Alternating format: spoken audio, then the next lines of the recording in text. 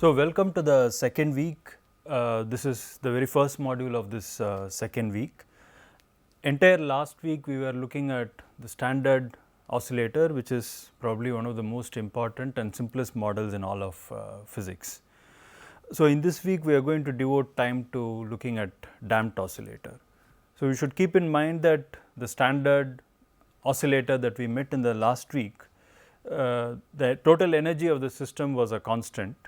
But when you look at a realistic oscillator, you could for instance go to the garden and let the swing give an oscillation to the swing, and you will notice that after some time it comes to a halt. Or if you have a block and a spring, just give the block a push and it will start oscillating, but again after some time it is going to come to a halt. So, all this is because you are not supplying energy to it continuously. The initial energy that you gave basically gets dissipated as it is working against some frictional forces. In many of these cases, the resistance comes from the air surrounding the body which is oscillating. So, we need to add in those realistic effects and see what changes are effected in the oscillator. For instance, one of the things that we might be considering is the following. So, here is on the left hand side the standard oscillator, a block with the spring, but on right hand side I have the same oscillator, but put inside some liquid, maybe with sufficiently large viscosity.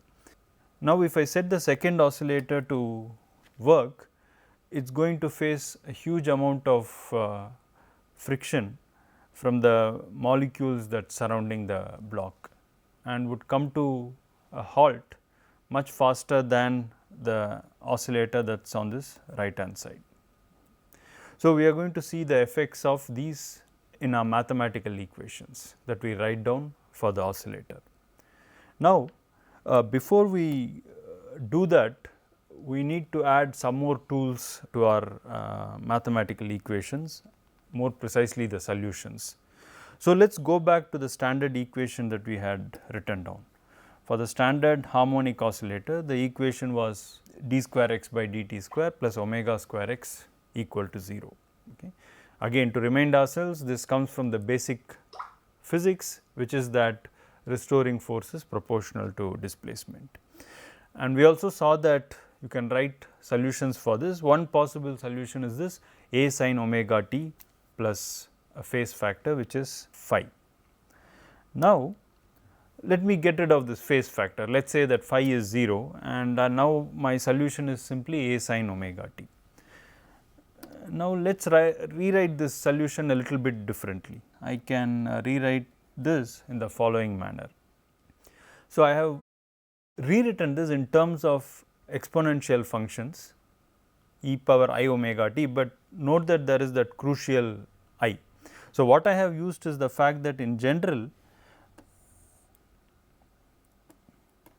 a function like sin theta can be expressed in terms of functions like these.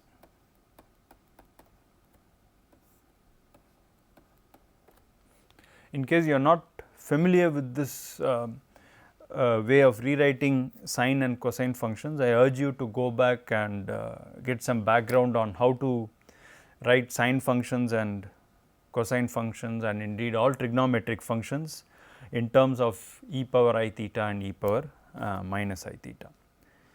Now, coming back to our main story, if sin omega t is a proper solution to our equation of motion, then all I have done is to rewrite sin omega t using a different function. So, which means that each of these functions should also be a solution of my differential equation. In fact, that is correct. It is true to say that not only is sin omega t a solution, but in principle I could have taken my solutions to be x of t as a e power I omega t. And I know that since my equation of motion is a second order ordinary differential equation, there are two possible solutions. We in fact discussed why there should be two possible solutions earlier on in the first module. So, the second possible solution could be e power minus I omega t. So, I can write a more general solution as a e power I omega t plus b e power minus I omega t. So, this is indeed a possible solution of this equation of motion. So, earlier we had sines and cosines as possible solutions. Now, we see that not just sines and cosines, but also e power I omega t and e power minus I omega t, a combination of this would also be a possible solution. And again I urge you to go and substitute x back in this equation of motion and check indeed that it is satisfied. For completeness, let me also write the expansion for cos theta here. It will be e power I theta plus e power minus I theta divided by 2. There is one question that you might want to think about. X of t or x itself is displacement, a very physical quantity. So, we are asking for what is the displacement as a function of time. Now, we see that we are able to write displacement in terms of these complex functions, and this I, which is square root of minus 1, makes this function a complex one. So, now the question would be, if my displacement is a real physical quantity, it has dimensions of length, how can that be equal to some complex function with some imaginary part to it?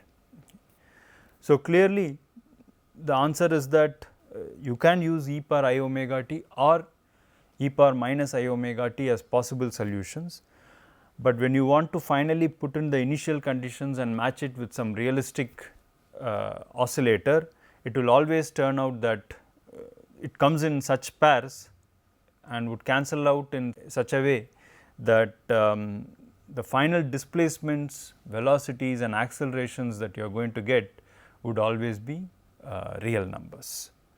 Let us try and understand a little more about this complex solution. What I had done was to state that maybe x of t displacement can be written as e power I omega t. So, as I said, this is one possible solution which you can verify that it is indeed a solution. How do we understand it from our oscillator perspective?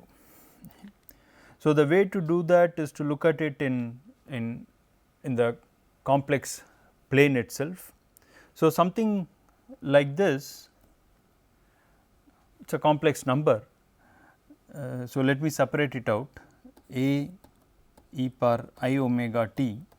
Another way of expressing a complex number is to say that it has a real part and an imaginary part, u plus I v. And from your earlier studies on complex analysis, you must have already seen that a square is u square plus v square, and tan of omega t is equal to v by u. So, all this can be nicely visualized in the Argand plane.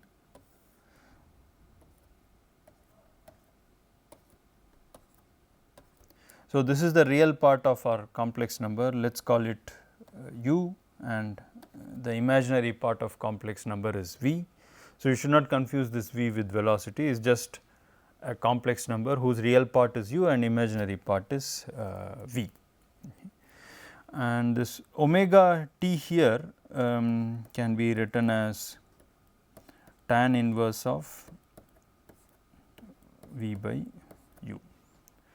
Now, I can picturize this e power I omega t as a complex number u plus I v might represent a point here in this Argand plane.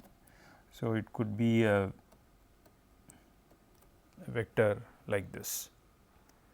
You would see that the radius of this is a constant which is a, which is square root of u square plus v square, and the angle that it makes with the x axis is omega t. Now, if you remember that t is something that is changing, so it is increasing in time, what we are looking at is essentially that this point, the red point here, is moving along this circle, all the time keeping the value of a constant. So, it is moving on this circle as time progresses, and omega is the angular frequency. So, that tells you how many times the point moves around this circle every second, or at least it is related to that quantity. So, you can keep this in mind as a sort of physical representation of the solution that we have obtained. With all these tools at hand, let us now go to the next part of this module. So, recalling again that for the standard oscillator, the restoring force is proportional to displacement with the minus sign. This was the central physics and the main ingredient that is going to give us oscillations in the first place. Now, what we are after is how do we incorporate the idea that there is dissipation in reality. The key physics there is what is written here. Okay. So, this is going to be our key physics for the damped oscillator. So, the damping force we will assume it to be proportional to velocity. So, this is the important ingredient which I am going to incorporate in the equations of motion. So, if my standard oscillator gave me this equation of motion, here m is mass and s is the stiffness constant. As far as the damped oscillator is concerned, I am going to extend this equation of motion. So, let me rewrite it in the following way. So, I will have m x double dot plus s x, and now I will introduce the force due to dissipation as being proportional to velocity. So, I will introduce a constant times velocity.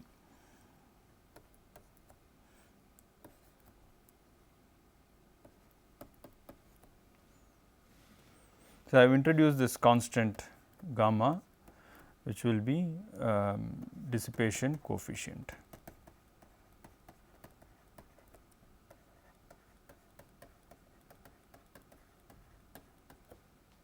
This quantity gamma will have dimensions of force per unit velocity.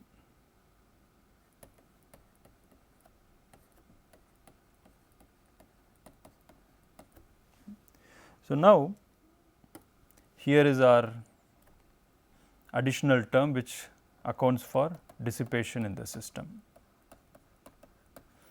and this one was the original restoring force which we had all along, which is anyway required for oscillatory motion in the first place. So, you can see how nicely the equation fits in, and we can separate out various components. Now, I have my equation for the damped oscillator.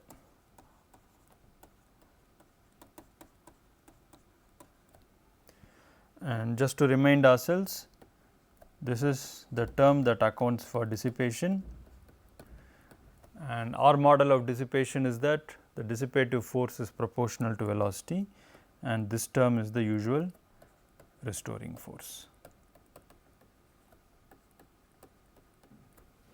So, given this equation, now the next step is to obtain solutions for this equation, which is what we shall do now. So, this is a kind of second order differential equation for which a solution of this form is guaranteed to exist.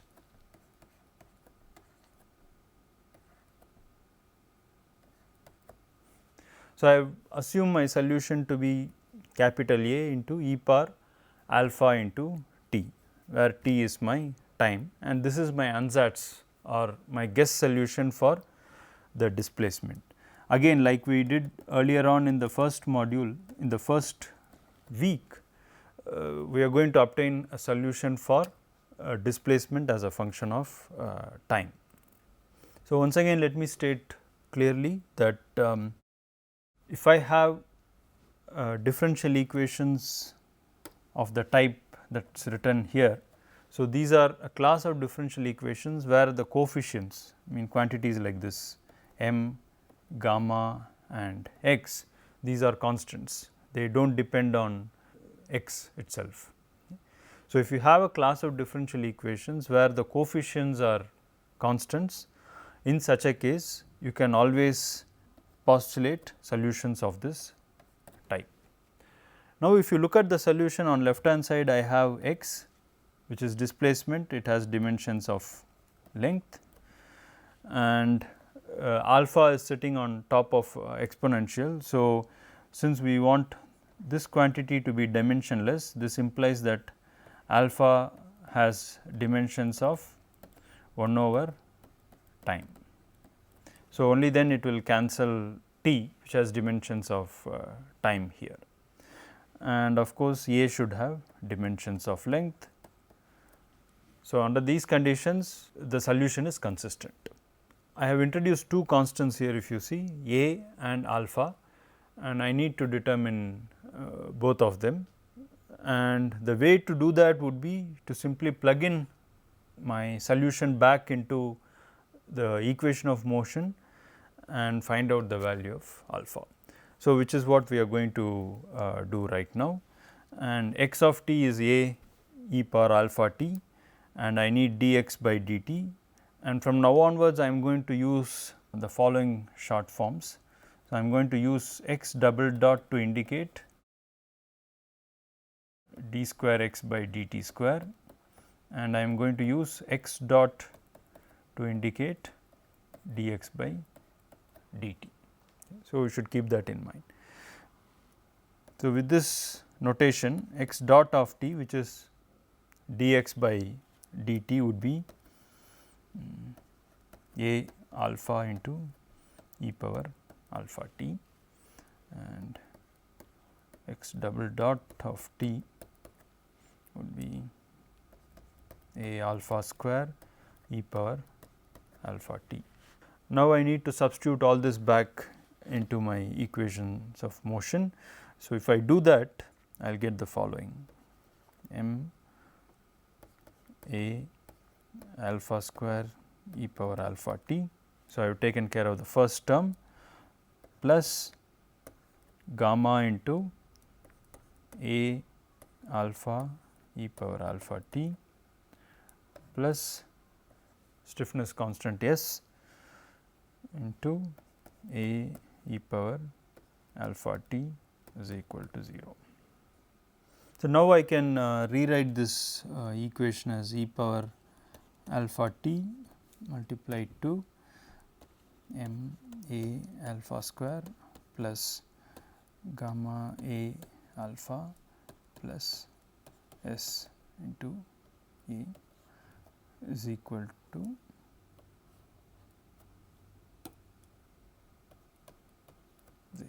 So, under these conditions we should take this quantity to be equal to 0, because the other one, which is e power alpha t, is an exponential function and need not be 0 for arbitrary values of t.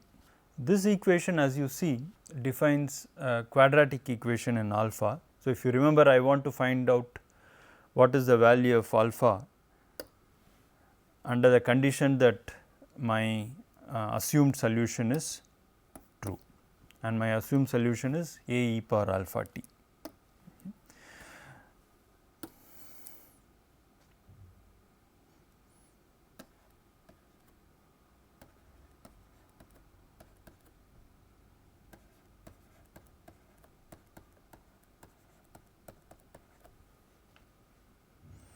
This is a simple equation to solve, and if I solve it, I will get the following result. So, I have got the possible values of alpha. With this, now I can write the complete solution, and in fact my equation has predicted two possible values of alpha, one with the plus and one with the negative sign here. Obviously, it is a quadratic equation. So, we have two possible roots. Now, let me finally write down the solution. If you remember, our original solution was, our assumed solution was a e power alpha t. This would mean that this can be written as a e to the power minus gamma by 2 m into e power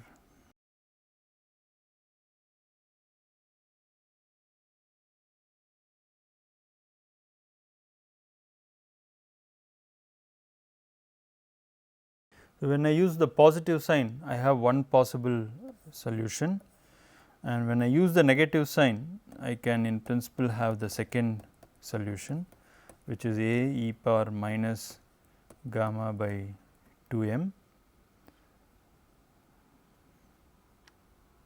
Sorry, that should have been a t here, into e to the power minus square root of gamma square by 4 m square minus s by m into t. So, I have two solutions, and you can verify that these two are independent solutions, in the sense that you cannot get one solution from the other just by multiplying a constant to it. Hence, my general solution would be of the following form.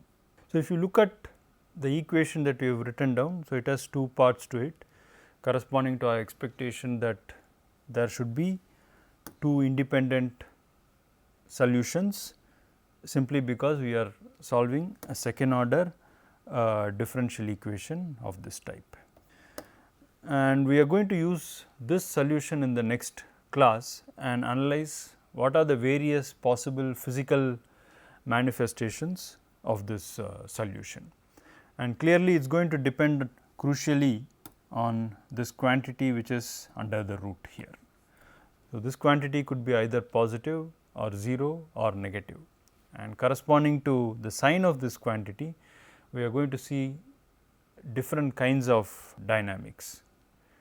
Whatever be the dynamics, there is this first term here in both these solutions, which is e power minus gamma by 2 m into t. And gamma, if you remember, is your dissipation coefficient.